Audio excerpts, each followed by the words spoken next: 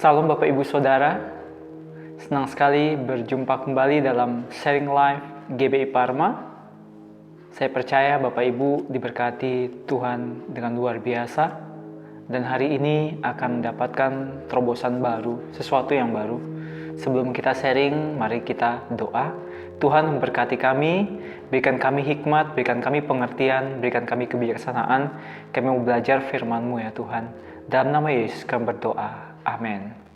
Hari ini saya mau bahas tentang ketekunan, jangan menyerah. Tentang doa, yang bagaimana doa itu disertai dengan ketekunan, jangan pernah menyerah sampai kita mendapatkan jawaban doa tersebut. Kita membaca satu kisah yang ditulis dalam kitab Samuel. Ada seorang laki-laki dari Ramataim Zobim, dari pegunungan Efraim, namanya Elkana bin Yeroham bin Elihu bin Tohu bin Zub, seorang Efraim. Orang ini mempunyai dua istri, yang seorang bernama Hana dan yang lain bernama Penina. Penina mempunyai anak tetapi Hana tidak. Jadi ada seorang yang bernama Elihu dan dikatakan yang bernama Elkana bin Yeroham bin Elihu bin Tohu bin Zub. Jadi Elkana mempunyai dua orang istri. Yang pertama bernama Penina, yang kedua bernama Hana. Penina mempunyai anak, tapi Hana tidak. Kemudian orang itu dari tahun ke tahun pergi meninggalkan kotanya untuk sujud menyembah dan mempersembahkan korban kepada Tuhan semesta alam di Shilo. Di sana yang menjadi imam Tuhan ialah kedua anak Eli, Hofni dan Pinehas. Jadi Elkana membawa keluarganya ke Shilo mempersembahkan korban, dan mereka berdoa di sana. Pada hari Elkana mempersembahkan korban, diberikannya kepada Penina istrinya dan kepada semua anaknya yang laki-laki dan perempuan masing-masing sebagian. Meskipun ia mengasihi Hana, ia memberikan kepada Hana hanya satu bagian, sebab Tuhan telah menutup kandungannya. Tetapi madunya selalu menyakiti hatinya supaya ia gusar, karena Tuhan telah menutup kandungannya. Demikianlah terjadi dari tahun ke tahun. Setiap kali Hana pergi ke rumah Tuhan, Penina menyakiti hati Hana sehingga ia menangis dan tidak mau makan. Lalu Elkana suaminya berkata kepadanya, "Hana, mengapa engkau menangis dan mengapa engkau tidak mau makan? Mengapa hatimu sedih? Bukankah aku lebih berharga bagimu daripada 10 anak laki-laki?" Mereka berdoa kepada Tuhan, mempersembahkan korban, dan Hana mempunyai pergumulan. Dia berdoa. Dia ingin mendapatkan seorang keturunan. Dia ingin berdoa agar Tuhan membuka kandungannya, dia mendapatkan seorang anak. Dia berdoa dari tahun ke tahun. Firman Tuhan katakan, demikianlah terjadi dari tahun ke tahun. Hana bergumul untuk doa bagaimana dia mendapatkan seorang anak. Tetapi di satu sisi ternyata Penina, madunya menyakiti dia, sehingga Hana menangis. Hana menangis, bersedih hati, tidak mau makan. Kenapa? Dia berdoa, dia tidak mendapat jawaban doa. Sering sekali kita berdoa, kemudian orang mengatakan kepada kita, "Loh, mana jawaban doanya? Belum dijawab doanya kan? Mana doanya? Mana jawabannya?" Sering kita bergumul untuk sesuatu yang kita doakan, bisa jadi itu berbulan-bulan atau bertahun-tahun. Kemudian orang mengatakan, "Mana jawabannya?" Itu terjadi. Itu dialami oleh Hana. Bahkan firman Tuhan katakan dari tahun ke tahun Hana berdoa, "Tuhan berikan aku anak." Dan Penina selalu menyakitinya. Bapak Ibu, kita punya pergumulan masing-masing. Ada yang berdoa untuk pasangan hidup. Ada yang berdoa untuk pekerjaan. Ada yang berdoa untuk mendapatkan sebuah rumah. Ada yang berdoa untuk mendapatkan seorang anak. Ada yang berdoa untuk kesehatan, apa saja. Mungkin kita sudah berdoa 1 bulan, 2 bulan, bahkan mungkin sampai bertahun-tahun. Dan itu belum terjadi. Terobosan belum terjadi. Kita mau belajar dari firman Tuhan. Apa yang kita doakan dengan sungguh-sungguh dalam Tuhan, kita akan menerima jawaban, asal kita jangan pernah menyerah. Asal kita penuh dengan ketekunan untuk mengerjakan terus bagian kita. Pada suatu kali setelah mereka habis makan dan minum di Shilo, berdirilah Hana, sedang Imam Eli duduk di kursi dekat tiang pintu bait suci Tuhan. Dan dengan hati pedih, ia berdoa kepada Tuhan sambil menangis terseduh-seduh.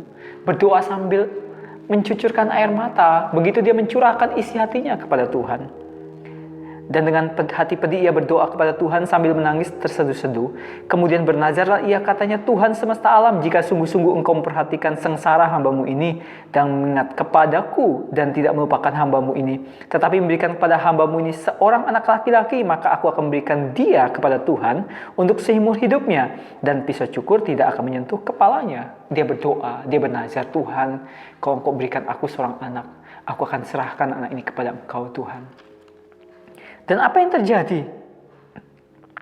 Firman Tuhan katakan, keesokan harinya, bangunlah mereka itu pagi-pagi, lalu sujud menyembah di hadapan Tuhan, kemudian pulanglah mereka ke rumahnya di Rama. Ketika Elkana bersetubuh dengan Hana istrinya, Tuhan ingat kepadanya. Maka setahun kemudian mengandunglah Hana dan melahirkan seorang anak laki-laki. Ia menamai anak itu Samuel, sebab katanya, aku telah memintanya daripada Tuhan. Di ayat 20, Tuhan memberikan jawaban. Tapi di ayat sebelumnya dikatakan begini, ayat 17, jawab Eli, pergilah dengan selamat, dan Allah Israel akan memberikan kepadamu apa yang engkau minta daripadanya. Waktu kita bergumul dalam doa untuk apa saja yang kita doakan, untuk pergumulan, permasalahan yang kita hadapi, berdoalah dalam ketekunan, berdoalah dengan segenap hati, berdoalah kepada Tuhan. Berdoa dengan kerinduan, mungkin kita mencucurkan air mata, tapi Tuhan akan menjawab, mendengar doa kita. Hana mendapatkan anak.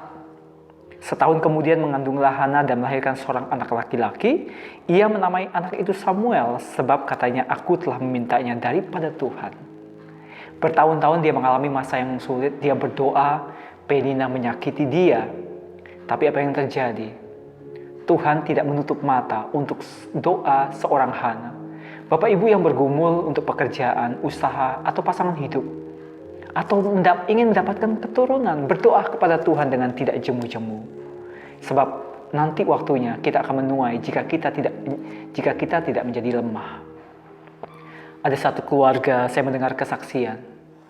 Mereka merindukan seorang anak. Tapi bertahun-tahun mereka berdoa. Tapi mereka belum mendapatkan anak. Kemudian mereka mendapatkan iman bahwa mereka akan mendapatkan anak. Jadi ibu ini berlaku seperti seolah-olah sudah punya anak. Dia bertindak seperti seolah-olah sudah punya anak. Dia lakukan dengan iman. Dan kemudian mereka mendapatkan anak. Anaknya ternyata tidak satu, tetapi kembar Tuhan berikan. Kenapa? Karena ada iman. Iman timbul dari pendengaran. Pendengaran akan firman Kristus. Seorang hamba Tuhan berdoa untuk seorang yang sakit, berbaring koma di rumah sakit. Dia berdoa untuk kesembuhan. Tetapi doa kesembuhannya tidak cukup satu kali. Dia harus datang ke rumah sakit. Dia harus datang ke rumah sakit. 1 minggu dia datang, dia beri waktu 3-4 kali dia datang. Bahkan sampai berapa waktu dia berdoa setiap hari. Dan kemudian selama 1 bulan dia berdoa. Kemudian 2 bulan dia berdoa, 3 bulan dia berdoa, belum terjadi sesuatu, tapi dia terus berdoa. Dia mengatakan tidak ada yang menghalangi kita menerima mukjizat ini. Dia berdoa 5 bulan, dia berdoa 6 bulan, dia terus datang ke rumah sakit, dia jumpa perawat, dia jumpa dokter, tetapi dia tidak pernah putus asa. Bulan ke-8, bulan ke-9, bulan ke-10, bulan ke-11, akhirnya tiba 1 tahun, tiba-tiba mukjizat terjadi. Orang yang sakit koma, perempuan yang sakit koma, tiba-tiba Tuhan bangunkan, dia pulih kembali, dia sembuh. Bahkan beritanya itu sampai heboh. Kenapa mukjizat terjadi bagi orang yang koma, yang tidak bisa apa-apa, ternyata Tuhan bisa melakukan mukjizat bagi kita yang percaya. Hana berdoa bertahun-tahun untuk mendapatkan anak, dan dia mendapatkan jawaban doa. Seringkali kita berdoa, Bapak Ibu, kita sedang bertekun, kita sedang bersemangat. Tiba-tiba waktu sudah mau dekat dengan jawaban doa, kita mundur. Kita mundur dan kita tidak berdoa lagi. Kemudian kita berkata, Tuhan tidak menjawab doa saya. Tuhan tidak mendengarkan pergumulan saya. Padahal sudah dekat. Kalau kita teruskan, itu akan terjadi mukjizat. Akan terjadi terobosan. Ayo Bapak Ibu, penting sekali doa ditambahkan dengan ketekunan. Ketekunan itu yang akan membuahkan hasil. Tidak apa-apa Bapak Ibu kalau kita berdoa sama. Misalnya untuk pekerjaan, kita doa yang sama. Hari ini berdoa yang sama. Hari besok sama poinnya. 1 bulan sama, 3 bulan sama, 4 bulan sama. Belum terjadi, terus doakan. Jangan jemu-jemu berbuat berdoa, naikkan doa. Jangan jemu-jemu menaikkan doa kita kepada Tuhan. Jangan jemu-jemu, teruslah berdoa, terus-menerus berdoa. Jangan jemu-jemu dan jangan berhenti sampai kita mendapatkan jawaban doa itu. Ayo Bapak Ibu, apapun pergumulan kita, apapun masalah yang kita hadapi, Tuhan sedang menanti di depan kita. Tuhan sedang menunggu di depan kita untuk memberikan mukjizat bagi kita, untuk memberikan jawaban yang terbaik bagi kita. Segala sesuatu itu indah pada waktunya. Kalau kita berdoa baru 1 bulan, 2 bulan, 3 bulan, 4 bulan, teruslah. Hana bertahun-tahun berdoa untuk seorang anak. Bapak Ibu sudah berapa tahun berdoa? Ayo, kita jangan pernah menyerah. Jangan pernah putus asa. Kalau kita belum dapatkan jawaban doa, berdoalah kepada Tuhan. Curahkan isi hati kita. Nggak apa-apa kita menjujurkan air mata. Nggak apa-apa kita menangis. Nggak apa-apa orang mengatakan yang tidak baik kepada kita. Nggak usah dengarkan. Dengarkanlah Tuhan. Dengarkanlah Tuhan. Dan kita akan melihat mukjizat terjadi dalam kehidupan kita. Saya mau berdoa buat Bapak Ibu semua yang menghadapi pergumulan, permasalahan. Mungkin saudara rindu yang belum menikah, ingin mendapatkan pasangan hidup. Saya mau berdoa, Tuhan berikan pasangan hidup yang terbaik. Atau saudara rindu pekerjaan yang terbaik dari Tuhan. Saya mau berdoa, Tuhan memberikan pekerjaan yang terbaik. Mari kita berdoa, Tuhan berkati anak-anakmu Tuhan yang rindu mendapatkan pasangan hidup. Berikan yang terbaik dari Tuhan. Mereka yang merindukan pekerjaan, Tuhan berikan pekerjaan yang terbaik ya Tuhan. Yang merindukan keturunan anak, Tuhan berikan yang terbaik ya Tuhan. Indah pada waktunya. Engkau memberkati umatmu Tuhan, di mana saja saat ini Tuhan. Bagi Bapak Ibu yang belum percaya kepada Tuhan, yang berkata, aku nggak tahu kalau aku hari ini dipanggil Tuhan. Aku ke neraka atau aku ke surga. Aku nggak yakin tentang keselamatanku. Mari Bapak Ibu ikuti doa saya. Tuhan Yesus, aku buka hatiku. Aku menerima Engkau Yesus sebagai Tuhan dan Juru Selamat. Masuklah dalam hatiku, dalam hidupku ya Tuhan. Dan ampuni segala dosa kesalahanku Tuhan. Dan oleh darah Yesus aku disucikan, kuduskan. Terima kasih Tuhan, terima kasih buat keselamatan yang Tuhan berikan bagiku. Dalam nama Yesus, amin. Mari Bapak Ibu, terus berdoa kepada Tuhan. Terus membaca kitab suci, terus baca Alkitab, terus bergabung dalam komunitas. Kalau sekarang masih dalam masa COVID-19, Bapak Ibu bangunlah komunitas. Komunitas yang online, mungkin kita bisa ikut komunitas online.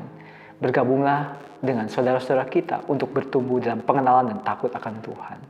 Saya percaya kita semua diberkati Tuhan. Saya percaya apa yang menjadi pergumulan, permasalahan Bapak Ibu, Tuhan mendengarkan dan Tuhan beri kelegaan, kelepasan bagi kita semua. Terima kasih Bapak, Ibu yang sudah bergabung. Tuhan Yesus memberkati. Sampai akhir nafas hidupku, Yesus kau kekasih jiwaku.